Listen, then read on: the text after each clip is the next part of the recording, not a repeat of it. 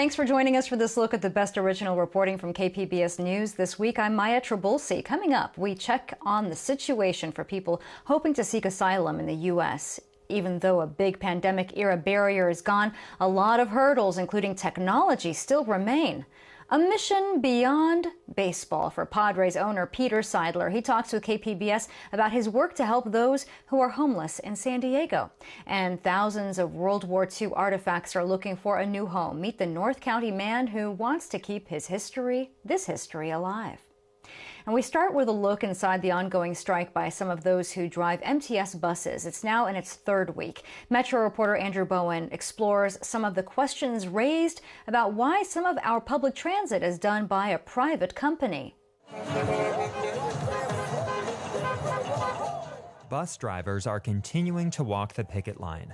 They're asking for better pay to deal with the soaring cost of living in San Diego, and they want better access to clean and safe bathrooms during their shifts.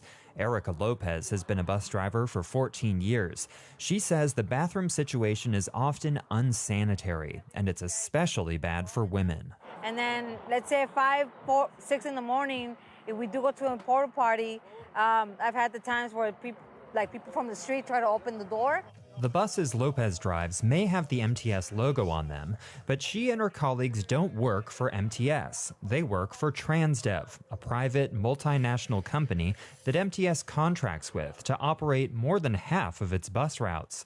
MTS says this arrangement saves taxpayers money. The Transdev has the benefit of a large economy of scale, translating to lower costs for insurance, labor, and equipment. Colin Parent of the nonprofit Circulate San Diego says the trend toward privatizing public transit took off in the last few decades, but there wasn't much discussion at the time about what MTS was giving up: a direct relationship with transit workers and riders. And instead of the riders being able to tell MTS, the public agency, hey, we want you to take care of your workers so that we get the buses running again and so we can get to work on time, instead MTS can kind of point to this third-party intermediary company and say, well, it's not our fault, it's this other company. And that's not good. That's certainly not good for the workers, but it's also really not good for the riders either. Gary Goss lives in Hillcrest and takes the bus to his job in Kensington and to school downtown. Most of the bus routes that are out of service are in the South Bay and East County, but there are routes in central San Diego that are also not running. Goss says MTS has done a terrible job communicating that info to riders. I still see a lot of people waiting there, and they don't know, when the next bus is coming, and I just want to go out every single bus stop and tell them hey, there's not another bus coming for maybe another hour. Goss doesn't have strong opinions about whether privatizing public transit is inherently bad, but at the moment, it doesn't seem to be working. If MTS has a good reason to contract out these specific services to a private company, then I think they should be able to do that if they can make the case. But it seems like they haven't been willing to make that case at all, and they just sort of say, this is how it is. It lowers costs somehow. But are riders really seeing that lower cost? Because, riders are having to pay for Ubers right now. MTS board chairman Stephen Whitburn sent KPBS a statement saying, I am deeply concerned about Transdev's failure to provide transit service to many of our MTS customers. If the transit service is not restored this week, I will call an emergency meeting of the board of directors to explore our options. Andrew Bowen, KPBS News. Pandemic restrictions on asylum are over, but it's still a bottleneck for some trying to enter the U.S. Many of them told KPBS border reporter Gustavo Solis that they don't feel safe in Tijuana and are in desperate need of help. San Isidro is the busiest border crossing in the country. Have your documents out, ready to show, documentos afuera, listos para mostrar. Tens of thousands of people walk through the pedestrian lanes every day. They line up, show their passports or visas, and enter the country. But right now, more than 200 people are sleeping right next to the long lines of travelers waiting to cross. These people don't have passports or visas. A month ago, they would have been turned away by the pandemic-era restriction known as Title 42. The Biden administration ended Title 42 in May, Officials are now encouraging migrants to use a mobile app to schedule appointments to enter the country. But the people sleeping outside, they say the app isn't working for them. One Honduran migrant said he's tried to secure an appointment for the last 3 months. He didn't give us his name because he's afraid to live in Tijuana, where other migrants have been kidnapped, assaulted, and killed. The man has slept on Tijuana's concrete sidewalks for the last 3 days outside that port of entry.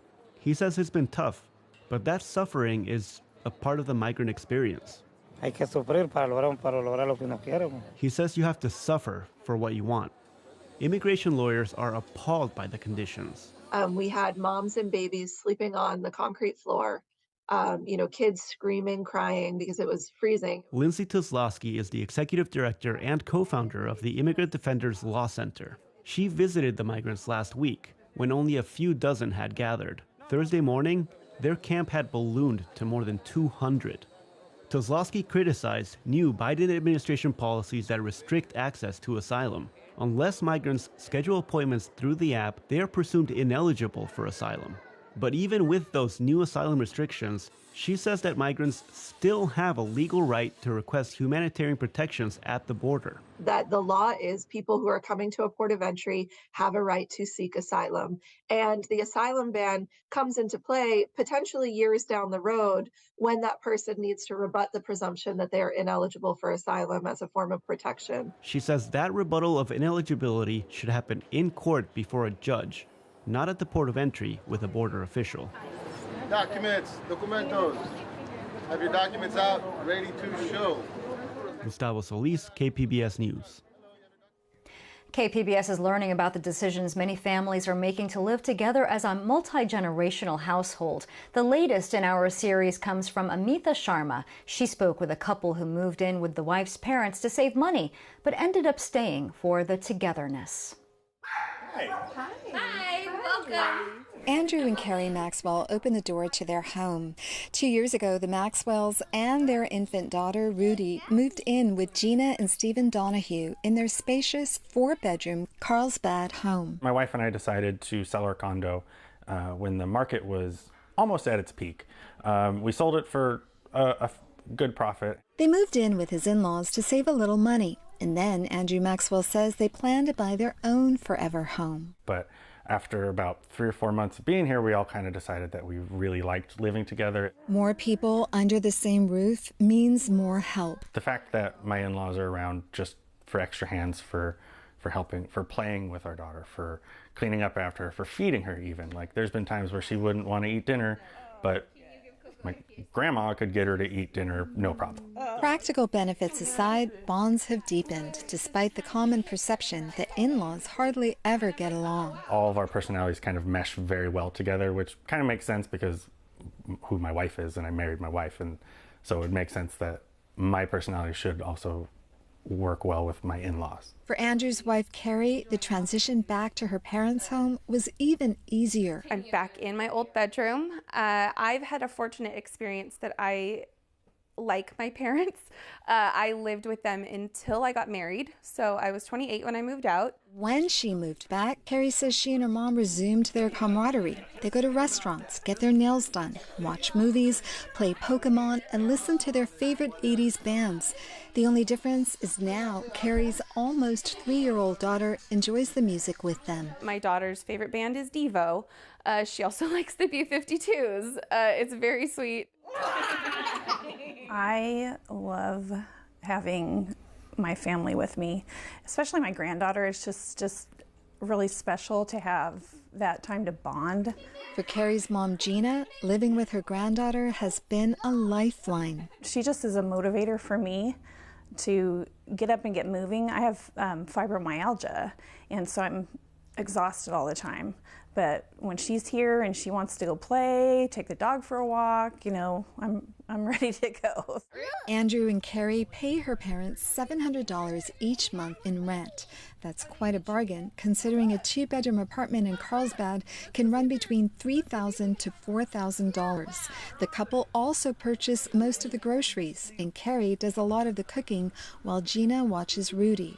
Gina's husband, Stephen Donahue, says he never imagined he'd share a home with his adult daughter and her family. When I grew up, it was, you graduated high school and you were out. That's it. But as a businessman, he says he can't argue that it makes good financial sense, especially in his Carlsbad neighborhood, where the average cost of a home is $1 million. Donahue makes it clear his son-in-law and daughter are not freeloaders. It's not like they moved in and quit their jobs and sit around and watch TV all day. No, they're working adults trying in this trying times right now. I mean, my gosh, the value of these homes is insane. And how could you afford to buy? Ask all of them how long they think their living arrangement will last, and they are unanimous: forever. Andrew says the experience has taught him this adage is true. If you want to go fast, go alone. But if you want to go far, go together. I feel like if you want to have a more fulfilling life, live with your family, live with your friends even. Like, live with a big group of people, because it is nice to have that company around you. And that was Amita Sharma reporting. To share a story about your multi-generational household and see other stories in this series, you can go to kpbs.org/roof. And here are some of the most popular stories this week at kpbs.org. High schoolers in Carlsbad walked out of class this week. They say it's due to a lack of support for LGBTQ+ students. The science of binge watching. UC San Diego studies the changing habits of how we watch TV in a streaming world. And May gray is now June gloom as overcast skies stick around in San Diego. He is baseball royalty, a billionaire pro sports franchise owner that has taken San Diego by storm since he bought the Padres in 2012. But what many people don't know about Peter Seidler is his infectious optimism. He believes that he can help create a better future for San Diego's unhoused population. Inside Peter Seidler's office at the Padres headquarters, we step back in history. My favorite rock band of all time, the Rolling Stones, live in San Diego, 1981. As he walks us through some of his unique baseball memorabilia, he recalls some of his fondest memories. I'll show you this. He shows us a family photo from 1931. This is from my grandfather, Walter O'Malley, and my grandmother Kay's wedding. Walter O'Malley famously brought the Dodgers to L.A. from New York in 1957. So as his grandson, Seidler's baseball roots run deep. But he has his sights firmly set on the future, not just for the Padres and the team's fans. Did he hold on to it? Yes! What a catch, Fernando Tatis! But for those who hear the roar of the crowds from beyond the ballpark's walls, San Diego's unhoused population. Flanking almost every side of the ballpark, they settle on these downtown streets to be close to service providers. The sadness is endless. You know, every new homeless face that you see, and more often than not, they'll share their story with you. Like, you can see, you know, something really good inside that person that's suffering right now, and you want to help them. And help them is precisely what Seidler has rolled up his sleeves to do. Oh yeah, I've got a strong appetite for that. It's the why is, you know, bottom line, it's just a humanity issue, really. It's a personal mission, but one where he can use the profile of the Padres to create a bigger impact for San Diego. The ballpark is a place for joy. You know, people come out here and they want to forget their worries, and for a long time I thought, you know, this is my personal endeavor, but I think now that the homeless population has grown and currently is growing with real visibility to bring it back on the decline, we've decided in here to put our foot to the accelerator on what the Padres can do to help. Seidler is a member of the board of directors for the Lucky Duck Foundation, which funds and implements programs to alleviate homelessness. One of the newest programs to launch is a pizza and print shop on Fifth Avenue called Timmy's Place. The Lucky Duck Foundation worked with Urban Street Angels to add 20 additional beds to the adjoining youth shelter, where transitional youth can stay indefinitely. Some of them will work at Timmy's, but they'll be learning so much more than making coffee and pizza. Whatever they need, you know, learning how to balance a checkbook or use a credit card, or, you know, the various things that all of us have to learn at some point in life. and just open up a menu of options for them. On a will that could lift us far beyond a shelter and into a home. Timmy's Cafe employee Ren Williams reads from a poem he wrote after experiencing homelessness for more than a year. Suffering from mental illness, he didn't think he would ever become an adult. I grew up in some environments that were really toxic to me, especially as a transgender person. He says programs like Urban Street Angels and Timmy's gave him what he was quickly running out of: hope and trust. It meant my whole world to me. It's hard to know what words to use to say that your life was changed. Drew Moser says the youth just can't wait. We can't operate at the speed of government. He is executive director of the Lucky Duck Foundation and has helped steer more than $2.5 million into 21 different job training programs for the homeless. He says half of the chronically homeless population lost their homes as youth. If we can catch those kids while the cement is still wet, you can completely change their lives, and not just change their lives, save their lives. We're laser focused on helping kids find those bright and immediate pathways off the streets. He says Lucky Duck is now raising money to make the program self-sustaining over time as a business model, and the young employees will learn those core business principles to use in the future. What Lucky Duck really does, he says, is provide hope that homelessness can be in the rear view mirror. Ren Williams says he wishes people would assume that homelessness is more complicated than it looks, and shares this message for San Diegans. We need you now. We need you now. So I would encourage San Diegans to just keep donating, keep showing up to places like Timmy's, and keep just being a kind face is huge too. Smiling, goodness, smiling at a homeless person is in of itself a lot. The San Diego spirit, people collaborate, people compromise. People generally want to do their fair share. Peter Seidler says it is important for people to know that he is committed to the issue for life. Our city has a heart and it has a soul in ways that you don't see in a lot of places. And in the spirit of continuing to elevate San Diego, whether it's through the strength of the Padres or alleviating homelessness, I asked a question possibly on many people's minds. Would he help bring the Chargers back to San Diego? I'm in this for the baseball. But beyond the ballpark gates, reality continues to live on these streets. Much like the growing dreams for the Padres, Seidler is stacking the deck to change experiences of homelessness to experiences of hope.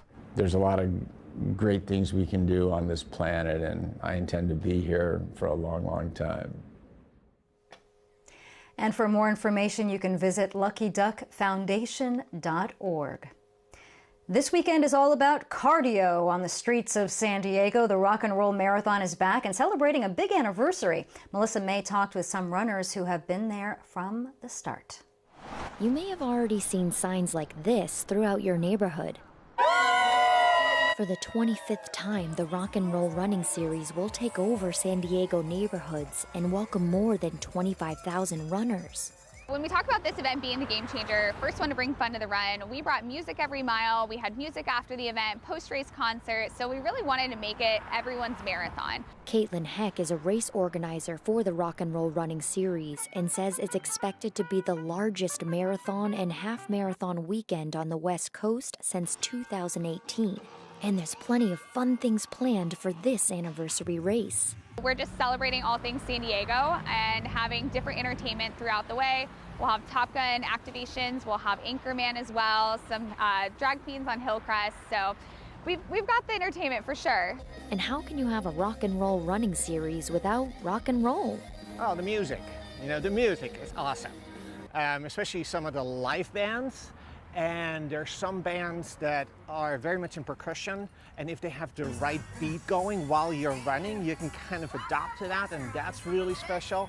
That's Johan Otter, one of the marathon's legacy runners, a group of about 50 who have run all 25 San Diego rock and roll marathons. Otter kept on running even after getting attacked by a grizzly bear at Glacier National Park. I broke my neck, ribs, descalped, and to get back again to marathon running was my objective goal, to physically be able to do that again. And 10 months after that attack, Johan ran his 8th straight rock and roll marathon. I did something that only 1% of the world does, crossing the finish line of a marathon. That's another legacy runner, La Mesa resident Jesslyn Ponce-Dick. She runs with Team in Training, which raises money for the Leukemia and Lymphoma Society. She runs in honor of 3 family members who died of leukemia. This is my grandfather. His name is Papa Roman, and it was something that impacted our family. I'm never going to be a doctor and find the cure for leukemia, but I can teach my kids to give back by lacing up and doing something for someone else. This is my dad with my mom and my father-in-law with my mother-in-law, and all 3 of them got to see pictures of their grandchildren and me running in honor of them. This year, Ponce-Dick gets to cross the finish line with her youngest daughter. I get to do it with my baby girl, who again was 6 weeks old when her mom crossed it the first time. And she's 25, and I look forward to just crossing that line, holding her hand. The legacy runners like Johan and Jesslyn are all going to start this year's race. And this year's medal is one of the largest ever, and dons the saying, the original rock and roll, celebrating 25 years running. Melissa May, KPBS News. The San Diego County Fair opens next week, and this year's theme is Get Out There. It encourages San Diegans to explore the great outdoors and the natural wonders in our area. KPBS North County reporter Alexander Wynn has a sneak peek. Back in the days of my childhood. This year's theme is Get Out There, and we're just really excited because it's all about exploring not only the fair, but really the regional parks and everything that San Diego County has to offer in outdoor activity. The County of San Diego Department of Parks and Recreation Park Rangers partnered with California State Parks to put together a really awesome series of educational workshops. Those do include live reptile presentations. Our vendors that get into in getting out there. So this year we feature a lot of s'mores or camp-inspired foods and things like that. Wicked Kitchen is a new concept that we're rolling out. It's an all plant-based concept where you would never know the difference between the bao bun with the meatball in it, and you would never know it wasn't a meatball. It'll offer something different during the fair, something healthy. So we're excited to bring back the award-winning Asian and Pacific Islander Festival Day at the San Diego County Fair. We're going to be having a full day of multicultural entertainment. You could bring the family and friends. There's going to be amazing family activities that you can do, from origami making to fan making. There's no light in the window that shines on the road where I live. Oh, thank y'all so much. And a reminder that you can find all of our content on the KPBS YouTube page. That's also where we live stream KPBS Evening Edition weeknights at 5. The week started with Memorial Day and a chance to honor military members lost in service. One man in Vista pays tribute through a collection of war artifacts. But that history needs a new home. KPBS North County reporter Tanya Thorne has his story. Harris Gilroy is a cabinet maker by trade. But tucked in the back of his woodworking shop in Vista, he has a hidden treasure. This is my World War II mini museum, and I've been collecting now since I was a young boy, actually. And this is the anteroom. It contains mostly Vietnam, Gulf War, with a little bit of Korea, but the real guts of the museum is the World War II collection that's in this back room. Wow. So yeah, there's over 2,000 artifacts in here from World War II, and this is a life collection. Fighter pilots carried their sidearm on a with a shoulder holster. This is the Army Air Force sidearm with the Colt 1911 pistol. This is the Navy and Marine Corps pilots use this pistol, Smith & Wesson Victory model revolver, on their shoulder holster. Here's your bailout map. If you had to bail out over enemy territory, you carried this silk map that's waterproof, so you knew where you were. Gilroy's collection started when he and his brother were young boys. Back then, after World War II, my brother's older, he could get all of this stuff at the local Army Navy surplus store. So he started collecting, and we just built on the collection over the year. Other items have been purchased or donated. But beyond the collection of the artifacts, Gilroy has studied the person and meaning behind the items. I'm a historian and a collector, and I wanted to display the things so people could enjoy them. I can tell you stories for hours. Yeah, I've done countless hours of reading and studying.